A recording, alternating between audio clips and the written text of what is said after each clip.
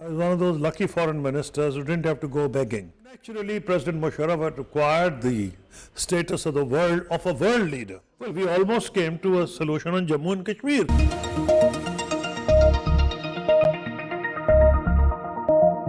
Hello, welcome to another episode of Policy Beats. Today we have with us a guest who requires no introduction, the eminent honorable former Foreign Minister of Pakistan, Mr. Khurshid Mahmud Kasuri. Thank you so much for being with us, sir. It's an absolute honor.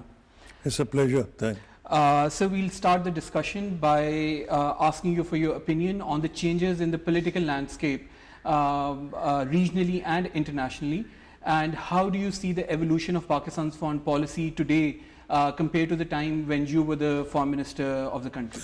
Well, the main issues, whether then or now, are the relationship with India, which revolves around Kashmir, situation in Afghanistan, our relationship with China and the United States. It's been a continuing saga. I don't think it changes on different occasions, slightly. Basically, that's what was the case then and what is the case now. But our position was much better. And there are quite a few reasons for that. When I was foreign minister, I was one of those lucky foreign ministers who didn't have to go begging. And makes a hell of a lot of difference. And there was one particular year in those 5 years where our economy grew by 8.6%. China grew by 9.2%. We were second highest after China. Goldman Sachs had predicted that Pakistan would be among the next 10 or 11 emerging economies, along with Turkey and Argentina and etc. Then our stock market was rated as one of the best in the world. I think, if I'm not mistaken, the stocks rose 11 times in a short span of time. And probably in 6 years or five years, the GDP doubled in terms of dollars. Now, when you have that sort of a situation, Pakistan is inherently an important country. See its location, is the only Muslim nuclear power, it is a very powerful, disciplined and professional army. So from every angle, it's a very important country. But if you go begging, naturally, it reduces your stature, which is what we have seen in recent times, which I'll come to when you comparing then and now. Number two, because of American involvement in Afghanistan, and they needed us much more than they do now, naturally, President Musharraf had acquired the status of a world leader. I remember the Kuala Lumpur conference. And there were leaders from all over, Mr. Vajpayee from India, there was President Hosni Mubarak of Egypt, top leaders, Fidel Castro. I still remember the two outstanding leaders in that conference were Fidel Castro and President Musharraf. He was a world leader. It acquired the stature of a world statesman. It reflects on your country. So now, Pakistan's position was much better from if you compare the situation. Today we are a badly divided house who disagree on every issue under the sun.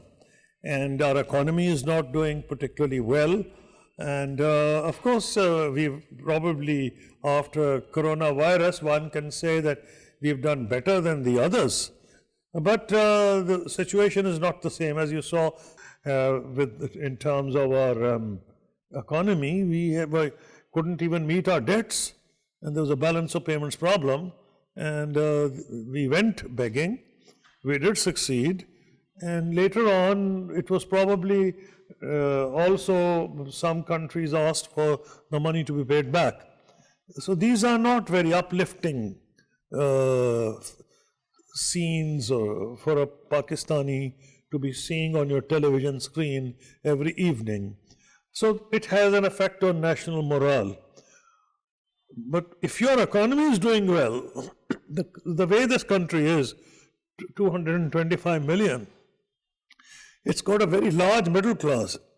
According to Bloomberg, which was about 4 or 5 years ago, they published figures, but percentage-wise, Pakistani middle class in terms of percentage of population is probably slightly bigger than India's middle class. And in numbers, they are much bigger, the Indian middle class. Percentage-wise, Pakistan was pretty good.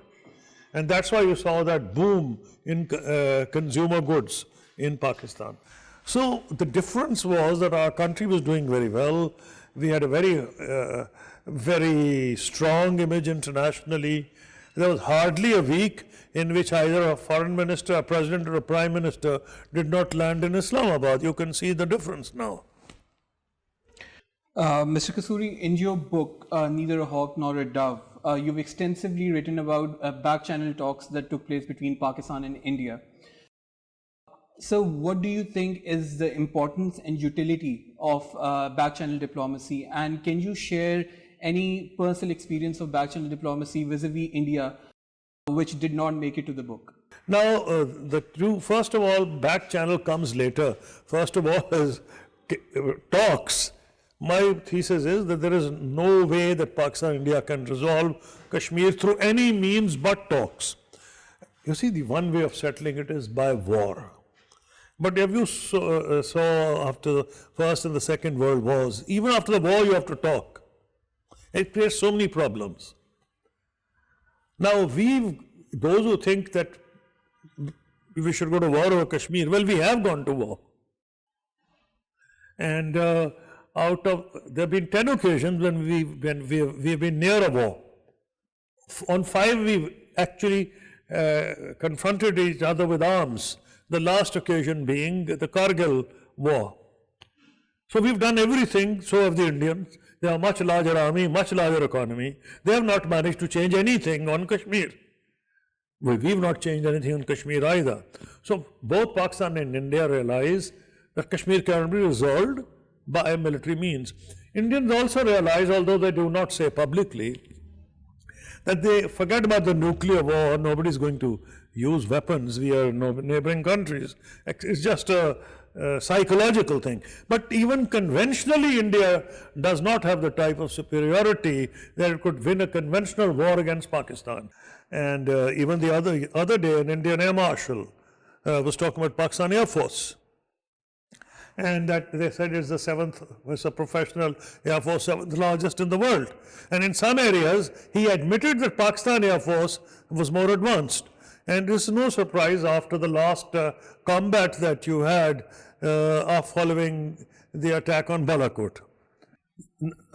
Pakistan Navy recently has shown remarkable PR skills by getting together 45 navies from 45 countries, which the Indians, it gives a lie to the Indian propaganda that they have isolated Pakistan. Even 2 days ago, the Human Rights Commission of India, they gave a report. They said that we've lost Kashmiris. Kashmiris are totally alienated from the Indian state. Why do you think the Indians started talking to us, whether it was the BJP government or Manmohan Singh government? Because they came to the conclusion that Kashmiris, there can be no solution to Kashmir without talking to Pakistan.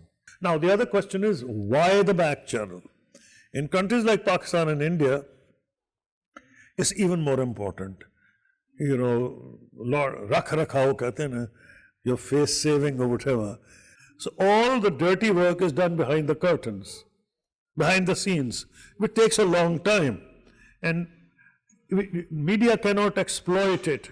You cannot have a negative spin on it. There are lots of forces in India and in Pakistan who would like to put a negative spin on any peace talks between Pakistan and India. So it serves a very useful purpose. It did serve a very useful purpose during our tenure. Well, we almost came to a solution on Jammu and Kashmir. And I've said I've given all the details. Nobody is contradicted. I am saying that talks are the only way out. They may not happen during Prime Minister Manmohan Singh's period because of the posture is adopted, because it yields political dividends. Narendra Modi. Prime Minister Narendra Modi. I don't think it will happen. You can't predict in politics because after all, Modi himself did come to Lahore. He did call Prime Minister Nawaz Sharif to his swearing-in ceremony in Delhi. That's a long story. We are not talking about that. Modi also realizes he's not doing a favor to Pakistan, that when he came to Lahore, he had realized a military solution is not possible. Now, he is a very, very clever politician, he has made, at great price to India, he has polarized the country, and he brought majority of Hindus behind him. India will pay a big price, I know that. But as far as Kashmir is concerned, Indians also know they've lost Kashmiris. Then after if any proof was required, in my opinion, none was required even earlier, with Chinese entry, who strongly objected to the union of the union territory status for Ladakh, and they also objected to Article 370's abrogation. Events in Ladakh. The Indians now realize effectively they have not just Pakistan and India, they have another party, that is China. And now Indian generals repeatedly talk about not 2 but 2.5 war situation, which means Pakistan, India and the Kashmiris. So I think because the Indians realize that even conventionally they cannot acquire what they have from Pakistan, regardless they're saying that they'll take back Jammu and Kashmir and Gilgit-Baltistan, they also know, and that is why I'm sure it will only be resolved through talks. Now, when there are talks, it can only be on win-win. There can be no win-win. I realize it that when we were talking through the back channel and also at foreign ministers level, officially, that Pakistanis will reject any solution that the Kashmiris have occupied Kashmir, rejected. So my first aim was to sound out the Kashmiri leadership. And I met all of them, Hurriyat and non-Hurriyat, everybody. And the solution that is given there in the book, I had sounded them. And let's say, except for Ali Shah Gilani Sahab, all the others were on board. They went, in fact, there were statements which I have given in my book. Even Ali Shah Gilani, by the way, ironically, welcomed the Islamabad Declaration, which a large number of hardliners on both sides attacked. So I think since that takes care of Kashmir's basic demands and India and Pakistan's minimum requirements, I can't think of many other solutions. I mean, you can't reinvent a wheel. You can put paragraph 9 in place of 7 and 2 in place of 3 and put a new label. But it will be ultimately the same details that are mentioned in my book, which will form the basis of a compromise in Pakistan and India, of a settlement. But first of all, it must respond to Kashmiri aspirations. Mr. Kasuri, in your book, you've stated that there is no perfect solution to the Kashmir dispute, and all the stakeholders, including Pakistan, India, and Kashmiris, would have to come to a compromise. Having said that, what do you think Pakistan can do to create a conducive environment that could lead to a negotiated settlement of the Kashmir dispute? Unfortunately, as I told you, it is very difficult for Prime Minister Modi and even for Prime Minister Imran Khan, because they've been sparring with each other and the language they've been using is quite strong.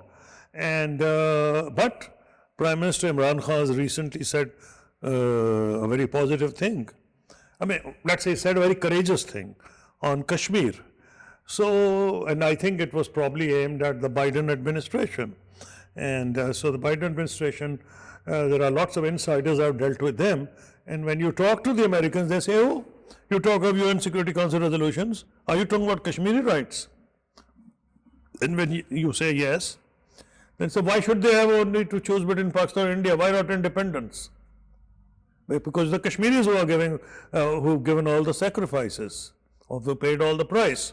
So the answer is okay, as Prime Minister Imran Khan said, let the UN Security Council resolutions be implemented, and if they wish independence, then we will give them the right to decide. Because even under Pakistani constitution, I think I've forgotten the particular article, under that article, once they decide, the future will be decided in consultation with the Kashmiris.